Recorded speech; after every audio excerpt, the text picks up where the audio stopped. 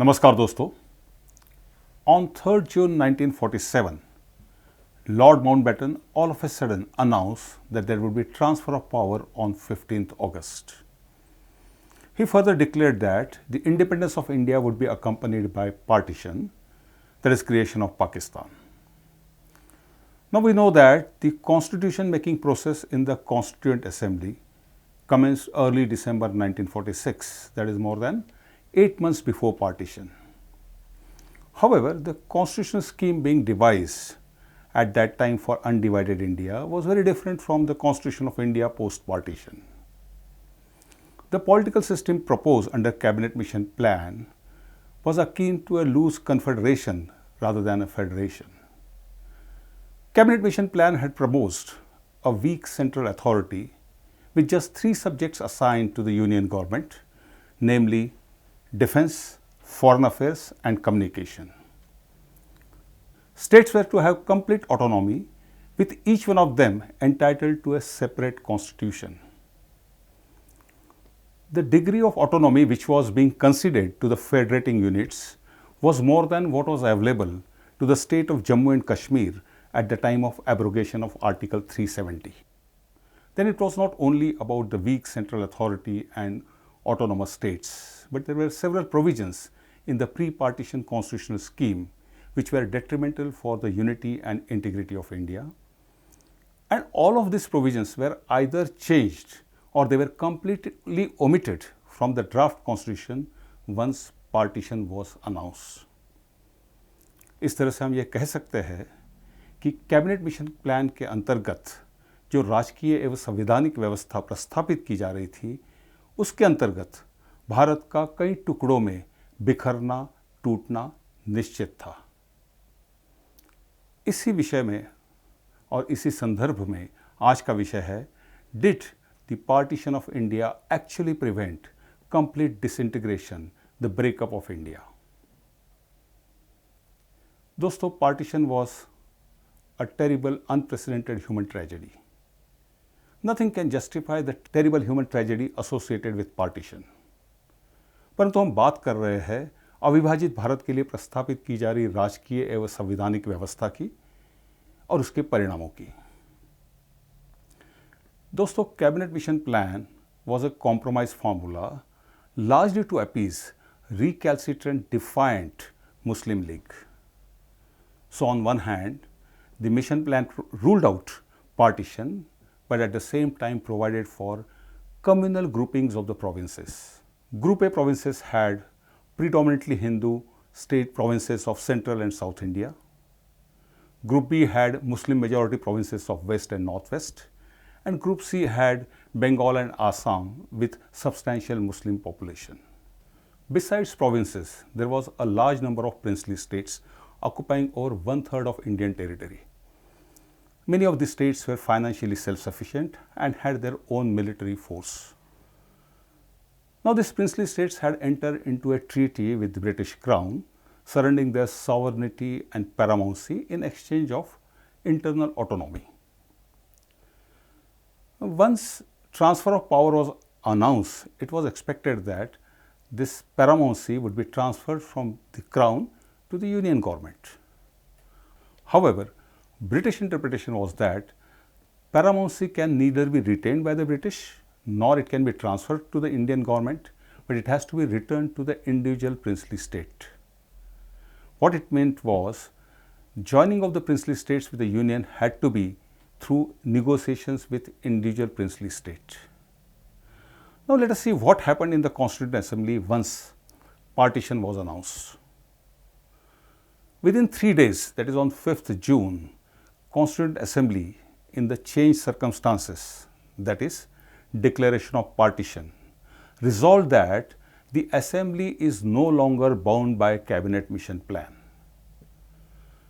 It was a big decision because it was something like breaking up those shackles, the limitations imposed by Cabinet Mission Plan. The next big announcement was made by Jawaharlal Nehru, wherein he sought amendment to the objectives resolution, the clauses regarding center-state distribution of power.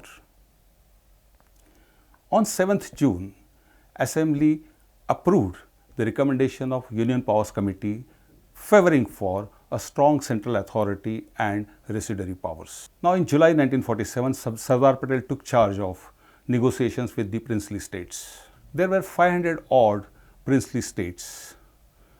Now armed with this fresh resolve of the assembly, Sardar Patel had all but 3 states integrated with the Indian Union by 15th August. We know how Junagadh and later Hyderabad was integrated with the Indian state. Needless to say that under pre-partition constitutional scheme, such an action would not have been possible. Now let us come to other important changes effected after the announcement of partition. The pre-partition constitutional scheme had envisaged reservation in the executive for the minorities, that is, reservation of ministerial berths in the cabinet for minorities. Within 6 days of the announcement of partition, that is on 9th June 1947, the Union Constitution Committee voted against reservation in the executive. Another provision affecting national unity was separate electorate for minorities. Under this pre-partition communal scheme, minorities could vote for the people from their own communities in the designated constituencies. The separate electorate were already there for Muslims, Christians and Sikhs. By March 1947, Dr. B.R. Ambedkar submitted a memorandum to Constituent Assembly demanding separate electorate for scheduled caste. In the pre-partition conditions, the political system then would have found it very difficult to resist this demand. However, once partition was announced, Sardar Patel questioned the desirability of continuing with separate electorate. Nehru, in the changed circumstances, called separate electorate a poison that has divided India. After some deft handling behind the scene by Sardar Patel, the leaders of minority communities agreed not to press for separate electorate. By end July 1947, the advisory committee had separate electorate voted out once for all.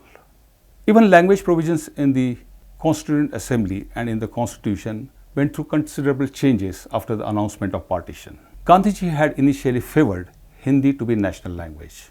However, after Khilafat movement, Gandhiji advocated Hindustani, a mix of Hindi and Urdu. Hindustani by itself was no language. In fact, in the Constituent Assembly, it was mentioned that as a vehicle of learned thought, Hindustani was non-existent. Yet, this language was being imposed as a national language for undivided India. The Constituent Assembly in the beginning itself had resolved to record its proceedings in English and Hindustani. But once partition was announced, the procedure for recording the proceedings of the Assembly were changed from Hindustani to Hindi. In due course, Hindi was made the official language of the Union, de facto national language. Thus, we can see that announcement of partition triggered series of changes in our constitutional scheme and constitutional framework. Starting with amendment to the Objectives Resolution, the post-partition constitutional scheme recommended strong central authority with residuary powers. Our country has been held together because of our strong unitary features. The features that have enabled us creating an indestructible union with no option for the states to secede. However, sometimes we take this unitary feature of our constitution for granted while imagining undivided India, as if we would have had the same constitution if there was no partition. Therefore, it is essential that we look at pre- and post-partition constitutional scheme separate from the tragedy associated with the partition. Because had there not been partition, there would have certainly been disintegration, the destruction of Indian nation. Dosto, if you find there are any useful takeaways from this video, do like it, share it and subscribe it. Thank you. Jai Hind.